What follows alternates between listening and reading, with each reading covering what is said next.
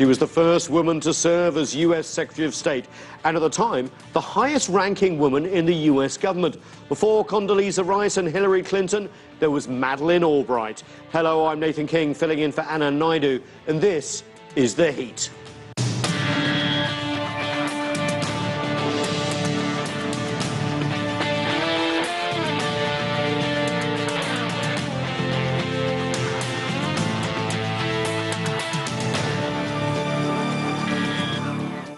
Former U.S. Secretary of State Madeleine Albright just returned from China, where she met with Chinese Vice Premier Liu Yangdong. The two women discussed the importance of China-U.S. ties and also areas of cooperation, including cultural exchanges. Albright has dedicated much of her professional life to diplomacy. She was sworn in as the 64th Secretary of State in 1997, served as the U.S. ambassador to the United Nations, and was a member of President Bill Clinton's Cabinet and National Security Council. And she's the author of 4 books, including her autobiography, Madam Secretary. Joining us now in our Washington, D.C. studio is former U.S. Secretary of State Madeleine Albright. Madam Secretary, thanks so much for joining us. An absolute pleasure. Great to be with you. Thank you. Thank you. You're just back from a trip in China in mid-June. You've been going to China a lot. What are your perceptions of when you first went to China and China now? Oh, so many differences. I went to China in 1978, before normalization. Wow. And I remember walking through Shanghai and everybody paying attention to my shoes, primarily. And then I've been any number of times. While I was secretary, I went to China 5 times in 4 years, and I've gone many times since. And so it's like an entirely different place in terms of the modernity, the exuberance, the great building, all kinds of things, totally different. Obviously, China's rapid rise has created questions for the United States. A lot of developing countries don't necessarily have to rely on sort of the post-war US-dominated economic model. That creates some problems for US-China relations, correct? Well, I believe that the U.S.-China relationship is the most important relationship of the 21st century. But like any relationship of that size, it has a number of dimensions. And so there are some areas where we can really cooperate greatly. Where exactly? Well, I think in terms, actually, our economies really are very interdependent. 600 billion a year and growing. An awful lot, and in the number of the trade and the jobs and a number of things that require some coordination. Also, in issues that multilateral ones that we have in common. For instance, climate change, the fact that Xi Jinping and Obama signed a climate change agreement, dealing with nuclear proliferation issues, dealing with pirates and a number of different things. I think we do have a lot of things we can do together. We do, however, have some real competition and difficulties, and those are the things that we have to look out for. Yeah, we've seen some differences recently in the South China Sea, for example. China says that it has always said it will settle these disputes bilaterally with other nations, but we have the US coming in with military exercises and freedom of navigation operations. Do you think tensions are on the rise? Do you think the US should be part of this, considering they're not an Asian power? We are an Asian power. That's the thing that people get confused. We are an Atlantic and a Pacific power, and the United States needs to be there, and we have allies in South Korea and Japan and very good bilateral relationships with the countries involved. I do think that I am worried, frankly, that tensions exist at all, but certainly that there could be some accident. And so what can be done to reduce Well, that? I do think that, in fact, we need to have many more discussions military to military and establish ways that we can deal if there's some accident to deconflict. But also, I think that it's important for the Chinese to understand that navigational rights and freedom of the seas are something that are not only important to us, but the countries that are in the region, and that this needs to be settled by kind of international conduct. Some people in Beijing think that this is another example of the US calling itself an exceptionalist, country, that somehow they can insert themselves into disputes that are regional. Do you understand that a little bit? Well, I've been told that, but the truth is that the bottom line is we are all dealing with regional issues, and we are a part of the region. We would like to have Chinese help on another regional issue, which is what North Korea is doing. And I would think that that would be something that we could find that we had very common interests. I'm glad you mentioned that, because you had this historic trip as Secretary of State visiting Kim Jong-il, the father of Kim Jong-un, in 2000. I've read a lot about your experiences there. It sounded like a fascinating trip. Let's start with that. Well, it was an amazing trip. I am still the highest level sitting official to have ever met with a Korean leader.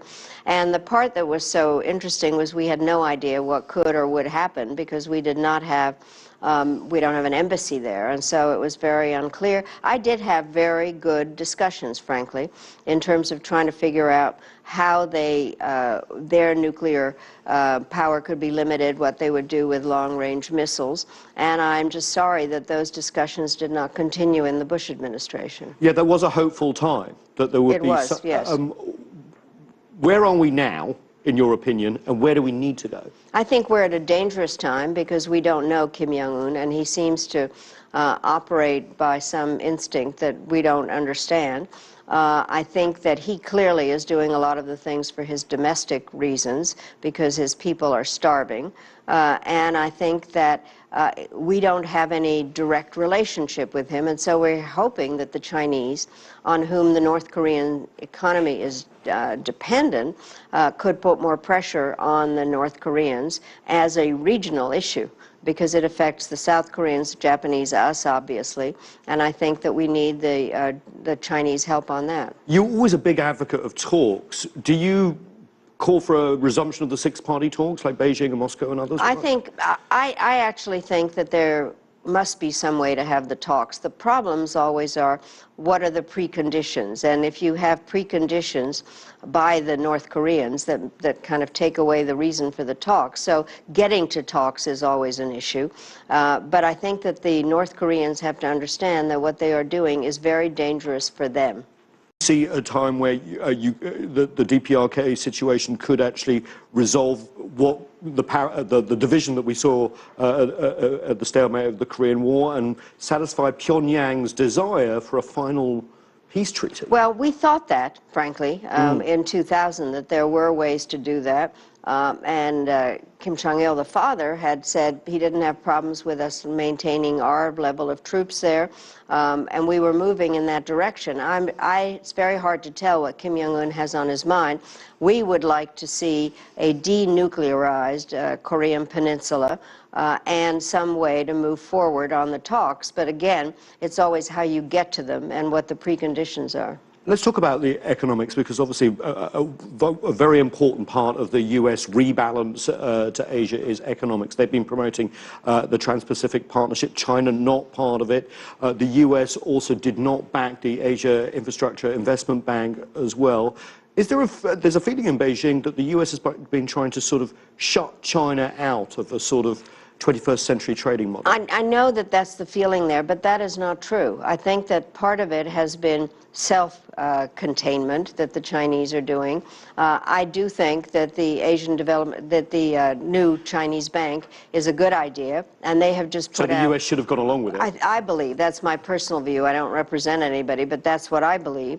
And what has happened now is I think that we have supported it. They have done, as I've just read, 4 new projects where they put out that they're doing with the help of other international banks, and I think that it is important to do that. And I do wish that the United States, my own view, is should have joined it earlier. Do you think the US is missing the boat by not getting involved in the huge demand for Asian infrastructure development, of which the Chinese recognize? Well, it depends on what it actually is. And the Chinese do have their own agenda, which is the One Belt, One Road, where they are building. I think it would be worth having productive discussions about that to see what could be done.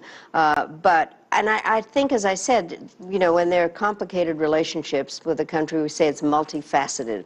This is clearly a multifaceted relationship, and the dynamics, they were very good S&D talks just now, where a lot of issues came up, but there's still a long way to go, and I think we have to work on it bilaterally. Let's talk about the new next US president, whoever she is, you've said. You are a Hillary Clinton supporter, Definitely. We've known that. What will she mean for Asia? Of course, she's one of the architects of the rebalance to Asia. I think that it will really solidify the relationship. What I find interesting, every Secretary of State has a choice of where she goes on their first trip.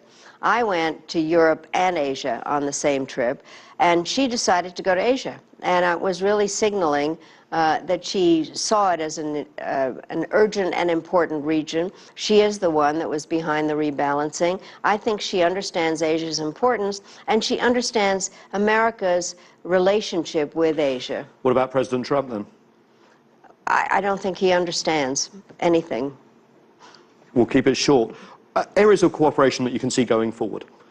You'd mentioned the climate agreement between the US and China before the Paris talks. How instrumental is that in getting the world to wake up to climate change and implement what happened in Paris? And where other areas can you see a 21st century new model of great power relations? Well, I think on climate change, one of the issues when we were in office was the question of why China, which was one of the greatest emitter of emissions, was not a part of it. And kind of the story was, you guys created all this, now you're expecting us to not be able to have the same chance. I think by signing on to the Paris Agreement, it showed a sense of responsibility and understanding. Countries are implementing it in their own way. I think that's part of why the Paris Agreement is such an important aspect. And I do think China coming on makes a lot of difference, and they like to describe themselves as the world's largest developing country, and so their leadership on this is a very big issue. I also think that on nuclear proliferation, we must work together. They did play a role in the Iran nuclear agreement as part of the P5+1. And as we just talked about North Korea. I think also that there are issues that are out there now, like combating spreading disease, where there are Zika, all those kinds of aspects. Also, while it's a different group of refugees and migrants, I think we're dealing with a worldwide problem. So there are issues that we can and should be doing together. I'm so glad you brought up the refugee issue, because there's so much hostility in the world about refugees and movement of people at the moment. And you're a big advocate of creating cross-cultural exchanges, people-to-people exchanges. We have the 100,000 strong initiative here. How more can China and the US do that? Well, let me just say, one of the things I just did on my last trip was to go to Nanjing, where Johns Hopkins University and Nanjing University have a common program that's 30 years old at this point. And a lot of it has to do with cross-cultural educational exchanges. I also met with Vice Premier Liu, and she is in charge of cultural exchanges, education, health. And so she plays a pivotal role in this. And I do think that the next generation will be better at understanding each other, and that comes through cultural exchanges. So I fully, fully believe in that. Lots of Chinese coming here to study, not as many Americans going to China. That could be a disadvantage going forward. I think that's too bad, and I do know that there are a lot of students that like to go on those things, and so I think that having common programs is the best way to push. You're famous for your brooches that you wear everywhere, and they always have a little symbol. Can you tell us a little bit about the one you're wearing, and ones that you've worn before when you've met Chinese leaders? Well, this is a day where I kind of think it's a beautiful day, and spring flower is nice. But while I was in China just now, I'm very careful always about what is the symbol of the year, and this year's symbol is monkeys. And so I wore monkeys while I was in China, and I have worn pigs, and I'm about to wear serpents at some point, so I try to keep track of that. It must be Secretary of State, but also keeping an eye on how you appear as well. Do you think the personal relationships in diplomacy is key in the end? I do, frankly. And I think the kind of relationship that President Xi Jinping and President Obama were able to begin on at Sunnylands and kind of have a no-tie, they call it. That's the equivalent of no pin. Shirt sleeves roll up, yeah. And I think that it helps, because sometimes it's only when a president and, they can pick up the phone, they understand each other. Obviously, there have to be more relationships than just the top one. But every relationship, I do believe in the personal aspect of it. It means that you can be tough when you have to. I mean, I would often say I have come a long way, so I have to be frank. But I do think that, in fact, the personal relationship makes a difference. Madam Secretary Madeleine Albright, pleasure for you joining us. Thank you so much. Thank you. More on our conversation on China-US relations after this. Stay with us. You're watching The Heat.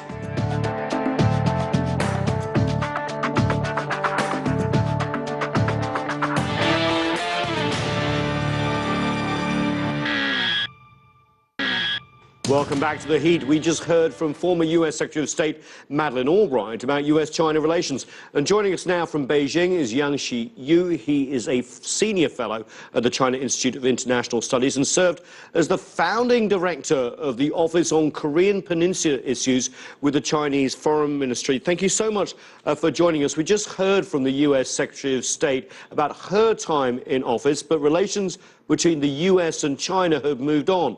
We had the historic 2013 Sunnyland Summit between President Xi and Obama, mapping out a new model of major power relations. How is that going, sir?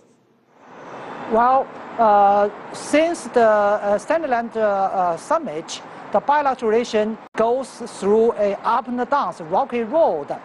Some parts are positive, but also some negative, simply because of the closer ties between the two great powers, the more differences appeared. But in general, both positive and negative developments are going on in the bilateral relation. I think that's quite normal.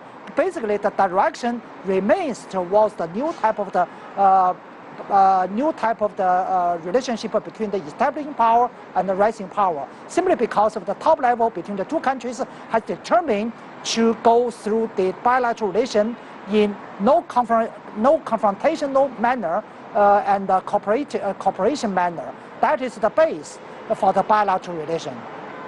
One of the strongest aspects of the relationship, of course, trade, now over $550 billion between the two. But there are still problems here about growing it. For example, the bilateral investment treaty seems to be slow in coming. What about progress there and trade going forward? Yeah, well, you're touching one of the most exciting items in the bilateral relation, but also for the international economy, BIT, Bilateral Investment Treaty. The treaty will be negotiated and done by the two largest economies. That will not only lay a base for the two largest economies' trade and investment, but also that will set a very good model for the world, for the region as a whole. But besides the BIT, the bilateral trade grow very fast, not only because of the comparative advantages between the two countries, but also because the trade has been driven by both trade and investment. During the past, only the one-way investment and the two-way trade. One-way investment is American capital into China, but now the two-way investment, the dual investment, mutual investment are fast growing with steady growth of the American investment, but the faster growth of the Chinese investment going to U.S. Such mutual investments provide one more powerful driver for the fast-growing bilateral trade.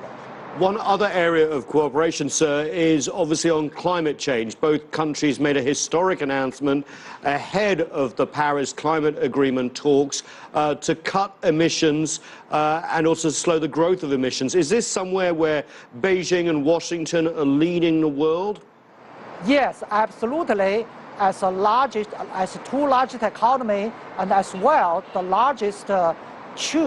two largest emission makers, China and the U.S. take the largest responsibility for the climate change. Fortunately, the two presidents made a consensus during Obama's visit in Beijing that contribute greatly to the success of the Paris conference. Just compared with the Copenhagen conference and the Paris conference, the former were failed because the largest two didn't go cooperation. But this time we are successful because our two countries make a very good cooperation, and through the latest S&ED strategic and economic dialogues in Beijing, the two sides determined to strengthen further the cooperation on the climate change to implement the Paris Treaty that will contribute greatly to the global climate change challenge. Well, that's a positive, but on the negative side, we just heard from former Secretary of State Madeleine Albright, who said that the US was actually an Asian power and had every right to enforce what it calls freedom of navigation in the South China Sea. Now, this is an area where Washington and Beijing seem to be disagreeing more and more. What can be done? Yeah, the issue you mentioned is one of the negative driver contributed negatively to the bilateral relation. On the difference on South China Sea between China and the U.S. does not lie in the right of the freedom of the passage, but the format and approach to deal with the stability and the peace in this region. China's logic is to maintain the peace and stability on South China Sea, to solve the differences, controversial issues on the rights and the island disputes among the related partners. The issue should be dealt with by China and ASEAN, and by China and the other claimants. But the U.S. position is U.S. should be involved. That triggered differences between China and the U.S. Even though I should point out that on the basis of the passages, China and the U.S. share the same position, share the same goal, and but we have a different principle from the United States. If, according to U.S. principles, say U.S. have a right to navigation even into the miles in the water, in the very close water. Yes. But the question is whether or not the other powers navy should go into Japan Sea or the other sea if there are some disputes there. So basically, China's principle is very simple. The differences, the issues and problems in this region should be dealt with and solved by the players surrounding this area. So that is our basic position. Now, obviously, you're very close to negotiations with the DPRK. And U.S. Secretary of State, former U.S. Secretary of State Madeleine Albright, went there 16 years ago when Kim Jong-il, the father of Kim Jong-un, who is now in power, was serving. Since then, we have seen a rapid development of DPRK's missile technology, more nuclear testing, more sanctions as well. Where does this stand, and where can the China and the U.S. work together while preserving national interests?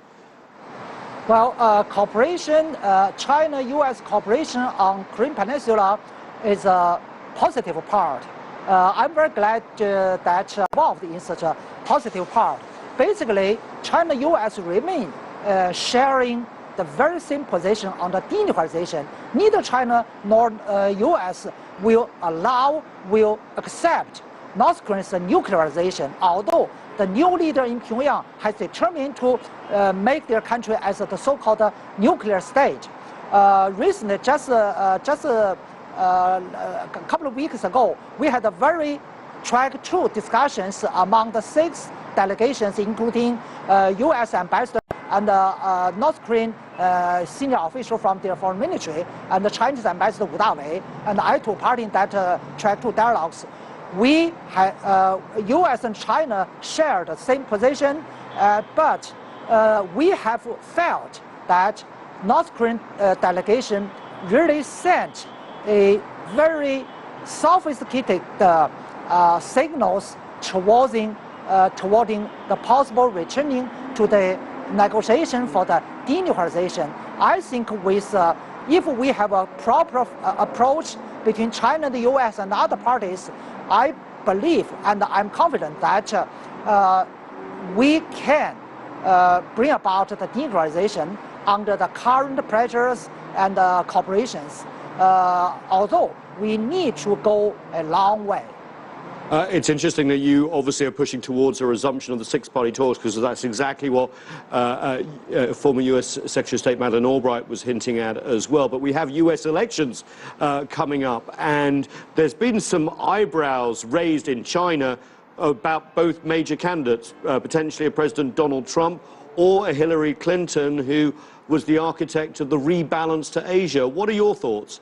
Firstly, I think I don't think there will be substantive differences between Hillary Clinton or Mr. Trump. if both of them are really responsible for American national interests, any president from any party will try to stabilize, try to seek for a stable U.S.-China relation, no matter she or he hate or like China. That's that's one point. The other point is, I really feel some differences between Hillary Clinton and Donald Trump. In short, if Hillary Clinton take the presidency, I expect the U.S. government will strengthen the existing strategy of the so-called rebalance. That will trigger more differences between China and the U.S., but also provide more opportunities for cooperation between U.S. and China either. If Mr. Trump wins the presidency, I'm afraid he will go a sort of neo-isolationism in your foreign policy. That will be different from Hillary Clinton's style. Maybe U.S. will strengthen their allies in Asia Pacific to take their to ask their ally friends to take more responsibilities, especially on Japan. If that is the case, I think Japan, U.S., China triangle relation will be more complicated and input more uncertainties in future. Yang Xiyu in Beijing, thanks for joining us. Of course, we don't know who the president will be or the next U.S. Secretary of State, but thank you for your insights. That's all we have time for on this edition of The Heat. I'm Nathan King in Washington, D.C. Thanks so much for watching.